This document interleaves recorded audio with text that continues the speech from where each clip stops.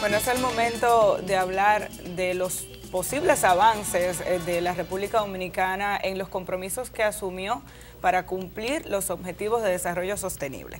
Para hablarnos de ese tema, tenemos hoy como invitada a Luciana Mermet, que es la representante residente adjunta del Programa de las Naciones Unidas para el Desarrollo en el país, y a George Gray Molina, economista jefe regional de América Latina y el Caribe del PNUD. Bienvenidos a ambos. Muchas gracias. Gracias por tenernos. República Dominicana asumió junto con otras naciones un compromiso de cumplir los Objetivos de Desarrollo Sostenible. Antes se hablaba en otros términos. ¿En qué consiste ese compromiso? Bueno, para ponerlo un poquito en resumen, es una agenda muy ambiciosa, es efectivamente un compromiso que en 2015 el presidente Medina asumió en nombre del país en la Asamblea General de las Naciones Unidas.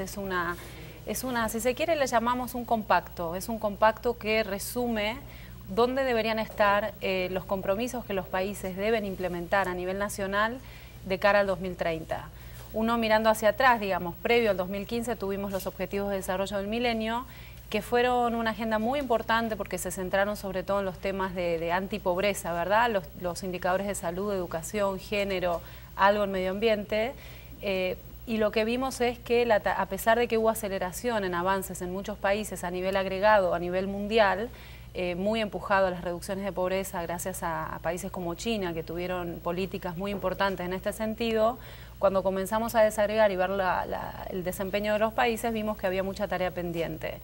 En ese sentido, esta nueva agenda de 17 objetivos, que tiene 169 metas y 231 indicadores, eso es fenomenalmente grande y ambicioso, significa que hay que empujar de una manera mucho más proactiva las políticas adecuadas para que en 2030, tal y como plantean las metas de la agenda, reduzcamos la pobreza en todas sus dimensiones, ya no solo en términos de ingresos, sino en las dimensiones de lo que llamamos la pobreza multidimensional y todas las grandes desafíos en términos de sostenibilidad, que esta es la novedad de esta agenda, tiene que ver con incorporar la variable ambiental a la ecuación de crecimiento económico. No podemos seguir creciendo de manera insostenible porque no vamos a tener básicamente planeta Tierra donde la raza humana pueda subsistir. Y esta agenda un poco pone el punto sobre esa Y en estos momentos, Grey, ¿qué se está haciendo? ¿Se le está dando seguimiento al cumplimiento a cada una de estas metas, revisando los indicadores de los Objetivos de Desarrollo Sostenible? Sí, bueno, creo que el punto de partida nació hace dos años, simplemente con conocer la agenda, la ambición de la agenda.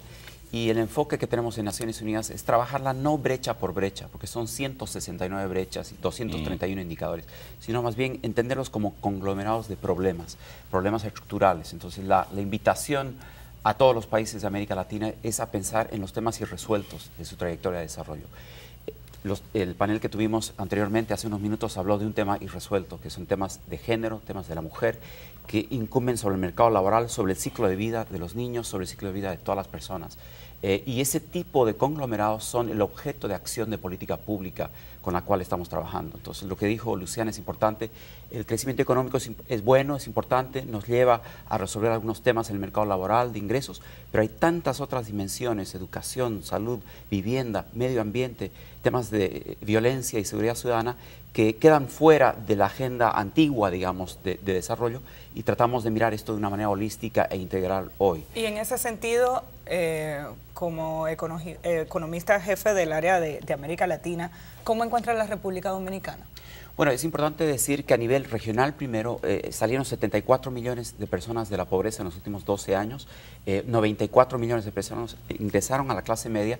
Los datos para República Dominicana son cerca de 1.2 millones que salieron de la pobreza y un grupo de cerca de 2 millones en clases medias. Estos son datos internacionales. Eso estamos hablando de los últimos... desde el año 2003 hasta el año 2017. Okay. Lo importante es que utilizamos nosotros datos internacionales. La línea internacional de pobreza está en $4 día a paridad de compra. Quiere decir que ajustado al poder adquisitivo en cada país. Queda, sin embargo, un remanente importante. Quedan cerca de 3 millones de personas bajo la línea de pobreza moderada acá y cerca de 680.000 debajo de la línea de pobreza extrema. Ese es el objeto de acción con la cual estamos trabajando hoy, pensando de trabajar con el gobierno, de atacar un poco las causas de la pobreza extrema en República Dominicana y trabajarlo de una manera incremental y acumulativa. ¿Y cuáles son esas posibles causas de la pobreza extrema? ¿Qué factores han podido identificar? Encontramos dos temas muy importantes. Uno tiene que ver con la inserción laboral. Mucha de la gente que está en pobreza extrema tiene una inserción laboral muy precaria, ya sea viviendo en áreas rurales de baja productividad agrícola o en áreas urbanas, en cinturones, digamos, de pobreza en áreas urbanas. Creemos que el tema de inserción laboral es particularmente agudo con jóvenes y con mujeres. Hay una agenda pendiente. Hablamos de nuevo de la precarización laboral de las mujeres, que tiene un rezago de más de 30 puntos acá en República Dominicana. Es un tema bien importante, es una de las brechas más grandes comparadas con otras. ¿A qué se refiere con rezago? Es un rezago con respecto a la participación laboral de los hombres, que está cerca de 80 puntos porcentuales. Las mujeres acá están alrededor del 47% hoy. Entonces tenemos una brecha muy importante por recorrer ahí. Y también inserción laboral de jóvenes. Pero fuera de la inserción laboral quedan servicios sociales, un barrido de servicios sociales de educación, salud, vivienda, electrificación, brecha digital, que son los temas pendientes, digamos, de la canasta de pobreza multidimensional. Ya ahí hay un tema y que está como objetivo en esta agenda y es el de la reducción de la desigualdad. La República Dominicana parece ser que no avanza mucho en esta materia. Sí. Bueno, lo que encontramos tiene una reducción leve a nivel latinoamericano. Encontramos que los factores que inciden en la reducción de la desigualdad son parecidos a los de la pobreza. Retornos a la educación son importantes. Y aquí viene una paradoja. Si bien los ingresos aumentan en la base de la pirámide, aumentan gracias a la demanda que tienen empresas por baja calificación laboral. Gente que está trabajando en construcción, en servicios, pero de bajo nivel educativo. Y emerge la paradoja porque hay mucha gente que se está preparando con 12 años de educación, con 11 años, con 13 años. Las mujeres tienen más preparación educacional que hombres hoy en América Latina y sin embargo el mercado laboral no premia ese retorno educativo, digamos. Entonces, este es un tema común en toda la región y República Dominicana lo vive quizá de manera un poco más aguda. Y por ello el ritmo de desigualdad o de reducción de desigualdad no es tan alto, ¿no? Está el tema medioambiental. Como un factor importante, lo mencionaba Luciana, para reducir no solamente la pobreza, sino para lograr un mayor nivel de desarrollo. Y nuestro país está en unas condiciones de vulnerabilidad importantes ante fenómenos climáticos como los huracanes, pero también somos vulnerables ante la posible ocurrencia de terremotos, también se ha hablado de la vulnerabilidad ante tsunamis, y el año pasado fue un muy buen ejemplo de la situación en la que se encuentra el Caribe. Cuando hablamos de estos objetivos de desarrollo sostenibles con un vínculo directo con el tema medioambiental, ¿qué es lo que se propone y lo que se promueve? Sí, tu pregunta es muy importante, Amelia, porque efectivamente de lo que se trata, esta estrategia que estamos fomentando desde PNUD con gobierno, que involucra una cantidad de sectores, ¿verdad?, vinculados del ODS 1. Cuando uno mira las metas del ODS 1, de manera directa uno está mapeando hacia los ODS vinculados a sostenibilidad, a vulnerabilidad. El ODS 11 sobre ciudades resilientes, el 14 o el 15, inclusive el 13, el de acción por cambio climático.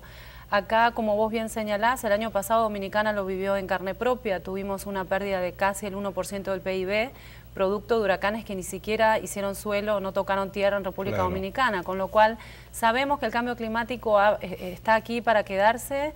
Los efectos, digamos, de la frecuencia y la intensidad de los huracanes que vamos a comenzar a ver, independientemente de por cuán cerca o lejos pasen de la costa dominicana, van a seguir impactando, y esto tiene una relación directa con el tema de la pobreza multidimensional. Porque de lo que George hablaba de los personas en pobreza general y personas en pobreza extrema, pero recordemos también que hay un 45% de personas en República Dominicana viviendo en situación de vulnerabilidad, están por arriba de $4 PPP, pero son personas que tienen, digamos, una posibilidad de recaída en la pobreza mucho más alta, una probabilidad mucho más alta que las personas que ya están instaladas en clase media, por las condiciones del hábitat en el que viven, el entorno, las condiciones de accesibilidad al mercado laboral, la posesión de activos, etcétera, etcétera. Y todo esto hace que tengamos que trabajar con las dos esferas al mismo tiempo. Tenemos que reforzar el acceso a activos, el acceso a educación, estas exclusiones duras a las que hacía referencia George en relación a la situación de pobreza en la que están, pero al mismo tiempo inversión en infraestructura comunitaria, por ejemplo, mejor planificación y ordenamiento del territorio, y lo vimos, ¿verdad? O sea, comunidades que están, por ejemplo, viviendo por debajo de la línea del mar, en la costa norte, y esto lo vimos como son decisiones que hay que tomar respecto de cómo ordenamos el territorio para evitar, para reducir los niveles de vulnerabilidad. Y en este sentido la agenda trae, la belleza que tiene esta agenda es que nos permite pensar en estas políticas de manera muy integral. Si vamos a estar efectuando intervenciones en pobreza multidimensional, vamos a tocar el tema de la vulnerabilidad ambiental. Vamos a estar trabajando con esta estrategia para generar un plan de acción muy concreto, donde vamos a identificar dónde están las intervenciones que tienen mayor retorno en términos de reducción de pobreza, cuáles son las más costo efectivas, sin hacer grandes reformas. Tenemos muy poco tiempo, hay que hacer apropiaciones presupuestarias para que los programas que tienen posibilidad de éxito entren, digamos, en el menú de opciones del gobierno, y de esto se trata, ¿no? Que George está liderando este equipo técnico para ayudar a República Dominicana a delimitar dónde están esos contornos. Hay un tema que es muy importante, que habla de la visión integral de esta agenda, además de estos temas sociales, ambientales, económicos, está el tema institucional, y ustedes tienen como uno de los objetivos precisamente el de lograr instituciones sólidas en los países del mundo. ¿Cómo se encuentra la región a partir de la evaluación que ustedes han hecho en esta materia y el caso específico de la República Dominicana? ¿Cuáles, desde su punto de vista, siguen siendo los retos y desafíos en materia de institucionalidad? Bueno, yo creo que la agenda institucional es muy importante, es una agenda que arrastramos de décadas.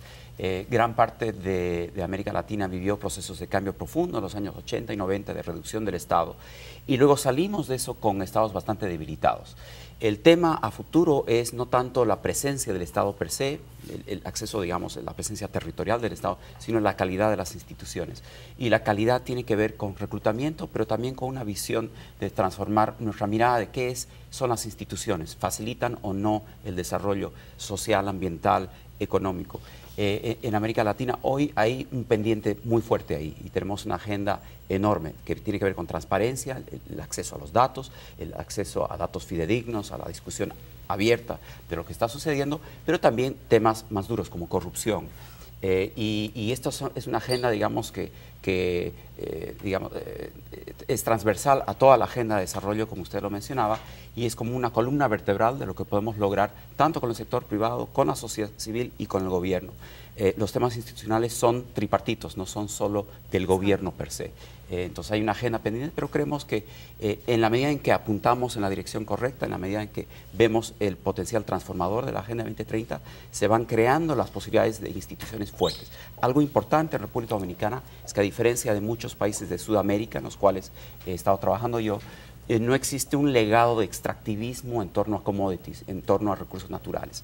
Esas instituciones de extractivismo son mucho más, si quieren, no transparentes y con muchos mayores problemas de corrupción que los que hemos visto en países que están basados más en servicios de alta y baja calificación.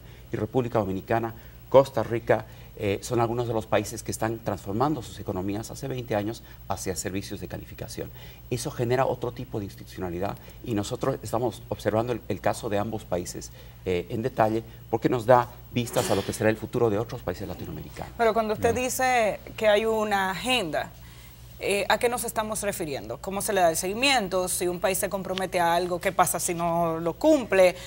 ¿Cómo es que se hace este trabajo, sobre todo en un país como el nuestro, donde el tema de la institucionalidad es objeto de debate y el tema de la corrupción también, sobre todo en los últimos años, de manera bastante clara y abierta? Entonces, ¿agenda qué es? ¿Y hasta dónde hay un compromiso? ¿Y qué significa no cumplir?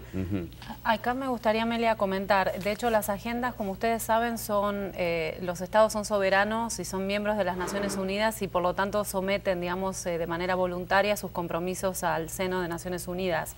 La República Dominicana lo que ha dicho es, se ha comprometido a alcanzar los estándares que marca esta agenda. Esto significa que hay una voluntad política y que debe estar acompañada por una voluntad de inversión económica y de inversión de recursos humanos para una agenda en una determinada dirección. El punto que haces sobre el tema del monitoreo, cuáles son, digamos, los checks and balances, cuáles son los puntos, digamos, de toque donde vamos a decir Dominicana va por esta senda o va por la otra, es muy importante y de hecho en el marco de esta propia estrategia y en el marco del esfuerzo general donde Naciones Unidas está acompañando, hay una cantidad de plataformas que se están generando para, por ejemplo, que las metas presidenciales, que son básicamente el medidor de la aguja de cómo va la inversión pública marcada por el plan de gobierno, puede también equipararse con la Agenda 2030, donde están las grandes inversiones en los ODS de la mano del plan de gobierno, porque ahí es donde está finalmente el presupuesto nacional y la gran inversión del Estado. Pero esto, como bien decía George, tampoco es una cuestión del gobierno nada más. Acá el sector privado tiene un rol muy importante que jugar.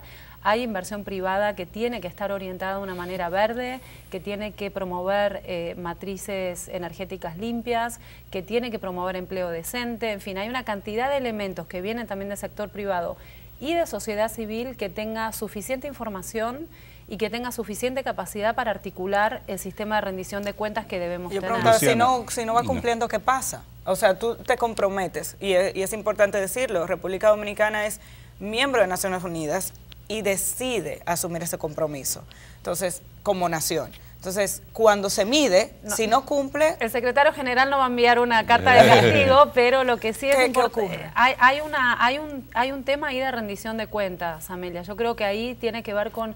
Y la forma de rendir cuentas para el gobierno dominicano, si bien el espacio en Naciones Unidas está dado y va a aparecer en un dashboard rojo, amarillo o verde, y eso tiene una connotación política importante, el principal demandante para la rendición de cuentas de cómo va a ser la sociedad dominicana, y ahí es donde hay que poner todo el acento. Luciana, ¿cómo entra aquí en todo esto la Estrategia Nacional de Desarrollo que aprobamos en el 2011, pero... 2010-2030. Sí, hasta el 2030, pero como que se tiene poca información. Mira, Javier, ese es un tema interesante. De hecho, la Estrategia Nacional de Desarrollo es una muy buena estrategia. Ustedes tienen ahí 4 ejes que están muy bien alineados con esta agenda. De hecho, y a mí me hicieron la corrección en el Ministerio de Economía, Planificación y Desarrollo en 2015, me dijeron, mire, vamos a evaluar cómo esta agenda se alinea con nuestra estrategia, que fue un muy buen punto de arranque, porque esto es efectivamente la idea, no es la idea de importar una agenda exógena que no tenga nada que ver con lo que el país está haciendo. De hecho, la estrategia estaba andando,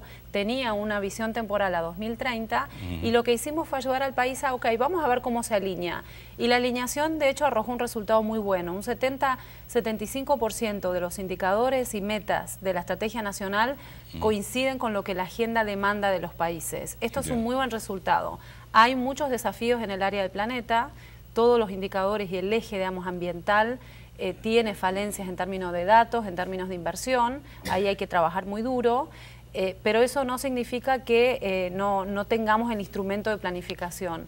La estrategia, de hecho, tiene que ser el norte del país y lo que ustedes hacen es trabajar con los 2 instrumentos asociados, ¿verdad? No se trata de incorporar una nueva estrategia cuando ustedes ya la tienen. Grandes desafíos de República Dominicana, ahora sí, a grosso modo. Yo creo que hay temas pendientes. La invitación de la Agenda 2030 es a trabajar los nudos duros, temas de energía, temas de fiscalidad, temas de la mujer y temas de institucionalidad que son importantes en toda América Latina. Muy bien. Bueno, pues queremos agradecer la presencia de ambos aquí para darle seguimiento a este tema, que obviamente nos tiene comprometidos hasta el año 2030, a ver qué pasa. George Gray Molina, economista jefe regional de América Latina y el Caribe del PNUD, y Luciana Mermet, representante residente adjunta del PNUD en República Dominicana. Gracias a ambos por haber estado con nosotros.